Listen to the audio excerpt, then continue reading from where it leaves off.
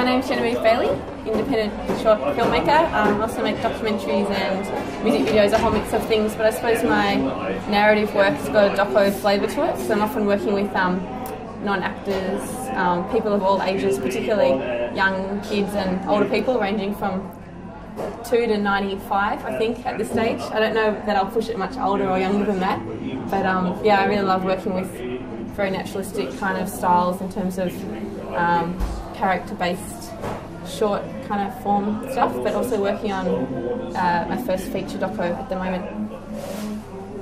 Great. And what do you think of Muff? What do you think of the outlet that Muff gives filmmakers?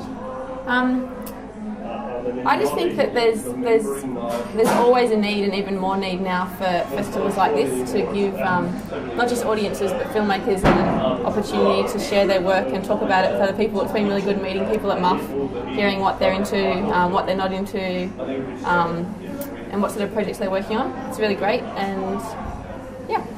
I suppose I've never sat around working on a script for 6 years and complaining about how I can't get any funding and the state of the industry and everything, and I think you need to have people who are excited about doing it, because if you watch a film that someone's laboured over to the point that they hate it, I mean, I've never hated any of the films that I've made, so I think that's a good thing. I can understand why people get sick of their own films, but I think if you're not excited about making it, people might not be excited about watching it. I don't know. What kind of advice would you give to people that are thinking about getting into filmmaking and have never done anything before?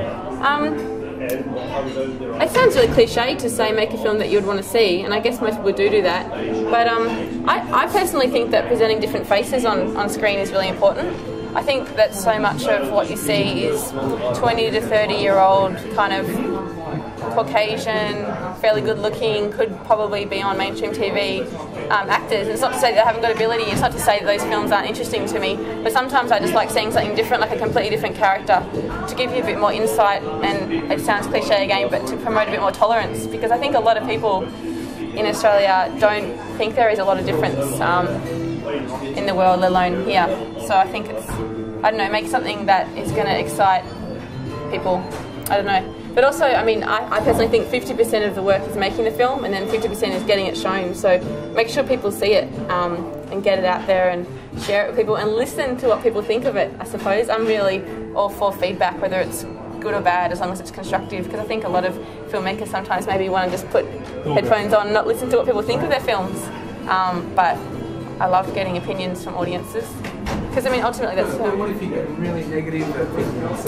Well, the most negative thing I've ever heard, I reckon, was from a guy who was pretty drunk, I think, and he watched our film at a festival and said, "Oh, the thing is with that last film is that it could have been so good." And then he took a little bit of a swig and he was like, "But it was so not good." And so that was funny hearing that, because he didn't know that I made it. But to be honest, I don't know. People usually can find something that they like about your work. Hopefully. I mean, and if they don't like it, that's cool, because I mean, same as like with music, pop music or whatever, you can make it so that a huge audience likes it, and I don't know. I like to think I have a fairly wide demographic. I don't think I have a particularly niche market in terms of films that only, like, it's not kind of, I don't know. What do you think? I think I think there's broad appeal to what you do. Yeah. Definitely. Yeah. I try not to ostracise an audience for the sake of it. Like, I don't think that I do anything shocking. Like, I don't think I deliberately push. I don't try and be controversial. Maybe that's, I don't know, something that a lot of Muff is about, is pushing that in terms of shocking people. But I don't really shock people, but hopefully I entertain them. And you might surprise them a bit. Maybe surprise. In a nice way. Obviously. Yeah.